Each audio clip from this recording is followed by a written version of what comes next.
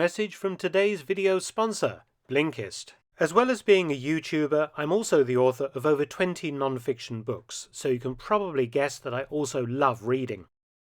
Being extremely busy, I don't have much spare time to read as much for pleasure as I would like. That was until I discovered Blinkist. Instead of having to find time to read a complete book, I can just listen to all its highlights in only 15 minutes. Blinkist allows you to save time, money, and learn new things faster than ever. The Blinkist app gives you the best insights from over 3,000 non-fiction books, and you can read or listen to them podcast style. A couple of books I've been reading on Blinkist are Hue, 1968 by Mark Bowden, which examines one of the key battles of the Vietnam War, and The Spy and the Traitor by Ben McIntyre, a really gripping espionage story from the Cold War. The first 100 people to go to the link on screen are going to get unlimited access of 1 week to try it out. You'll also get 25% off if you want the full membership. The 7-day trial is completely free, and you can cancel at any time during that period. Blinkist. Fit reading into your life today.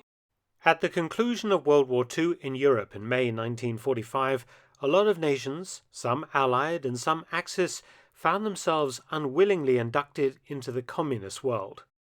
These countries, from Poland to Yugoslavia, had been overrun by Soviet forces in the last months of the war.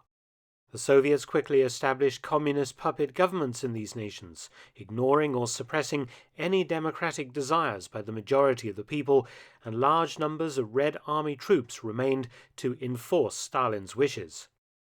Hungary was one such nation. Having backed the losing side in 2 world wars, Hungary was occupied and brutally run by the Soviets, who installed Hungarian communist Matyas Rákosi as dictator. By October 1956, the Hungarians had had enough. A strong pro-reform group agitated for change, and when Moscow removed Rákosi from power and replaced him, it seemed as though their demands might succeed. On the evening of the 23rd of October, pro-reformers seized Radio Budapest, demanding free elections and the withdrawal of Soviet forces from Hungary. Naturally, the USSR was not going to stand for this, as any meeting of such demands would have quickly led to other Warsaw Pact countries demanding the same. Hungarians pulled down a hated statue of Stalin at the Budapest Central Park and also vandalized or tore down Soviet red stars from many buildings. The AVH, the Hungarian secret police, attacked protesters, killing a Hungarian army officer who had been mediating between the two sides. Shortly afterwards, some protesters managed to seize some arms. Many Hungarian army units joined in, and a lot of weapons were soon in the protesters' hands. That night, Moscow ordered the activation of 31,500 Soviet troops and 1,130 tanks and other armored vehicles to approach Budapest and crush the rebellion. Among the tank units were several equipped with the Soviet Union's latest and top-secret medium tank, the T-54A. It was at the time the most advanced tank in the world, and Western intelligence was dying to be able to examine one close up. The Hungarian Revolution would provide that opportunity. The T-54A was armed with the 100mm DT-10 tank gun and night vision equipment. It had only recently entered service in 1955. At the British Embassy in Budapest, the defence attaché was following events closely. Lieutenant Colonel Noel Cowley disappeared into the Budapest night on the 23rd of October, dressed in civilian clothing and armed with a pistol, determined to somehow unlock the secrets of the T-54. He was accompanied by his driver, a former Hungarian army tank crewman. As Soviet tanks rushed into Budapest, they faced determined resistance. The Hungarians managed to knock out or disable many Soviet armored vehicles in the city's narrow streets. Modern tanks no more useful in urban combat than in World War II. Tanks were tricked into side streets by fake mines and then assaulted with Molotov cocktails.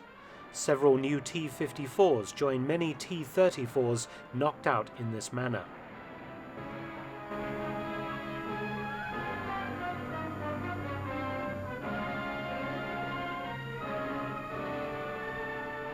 On the 25th of October, Soviet troops mowed down an estimated 600 pro-democracy campaigners outside the Hungarian Parliament building. This massacre only hardened Hungarian resistance. Colonel Cowley's driver continued to prowl the streets searching for T-54s. He located 2 examples knocked out outside the Llewelyn barracks. He rushed back to the British embassy to tell Cowley. On the 28th of October, the new Soviet-appointed Hungarian leader, Imre Nagy, announced a ceasefire, and the Soviet army started to withdraw from Budapest. An amnesty was declared for the pro-democracy fighters, and it seemed that the conflict was over. On the 2nd of November, Colonel Cowley was able to meet the leader of the resistance, and in return for some intelligence material, Cowley was able to get access to one of the abandoned T-54 tanks. The tank was still drivable, and it was actually brought to the British Embassy compound. And Colonel Cowley was the best man to examine it, for in 1944 he had commanded a squadron of Sherman tanks during the D-Day landings. Cowley and his staff carefully examined and photographed the T-54A. It was discovered that the tank was superior to both the British Centurion and the US M48 Patton. The T-54's armour could not be penetrated by rounds from either of the NATO tanks' guns, and the Soviet tank's 100mm main gun was better than the NATO tank's armament. Conflict in Budapest was not over.